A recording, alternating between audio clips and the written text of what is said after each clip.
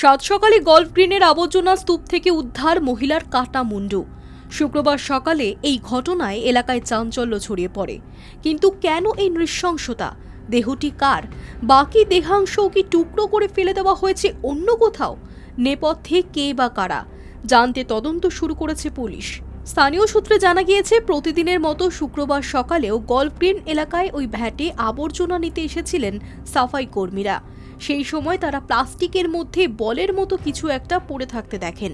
তাতে রক্ত দেখতে পাওয়ায় সন্দেহ হয় তাদের। ভালো করে দেখতেই বুঝতে পারেন পড়ে রয়েছে এক মহিলার কাটা মুন্ডু। এরপরই খবর দেওয়া হয় থানায়, কিন্তু ওই এলাকা রিজেন্ট পার্ক থানা এলাকার হওয়ায় গল্ফ গ্রিন থানার পুলিশ সেখানে আসেনি। এরপর খবর পেয়ে রিজেন্ট পার্ক থানার পুলিশ পৌঁছয় ঘটনাস্থলে। কাটা মুন্ডুটি উদ্ধার করে পাঠানো হয় ময়না তদন্তের জন্য। গল্ফ গ্রিনের মতো ব্যস্ত এলাকায় কিভাবে এই ঘটনা ঘটল তা নিয়ে প্রশ্ন উঠতে শুরু করেছে। পুলিশের অনুমান, মহিলাকে খুনের পর শুধু মাথাই আলাদা করা হয়নি, টুকরো করা হয়েছে গোটা দেহ। সম্ভবত প্রমাণ লোপাটে দেহাংশ ছড়িয়ে দেওয়া হয়েছে বিভিন্ন এলাকার আবর্জনা স্তূপে। সেই কারণেই সংলগ্ন এলাকার ভ্যাটে তল্লাশি চালাচ্ছে পুলিশ। দেহ বস্তায় ভরে জলে ফেলে দেওয়ার আশঙ্কাও রয়েছে।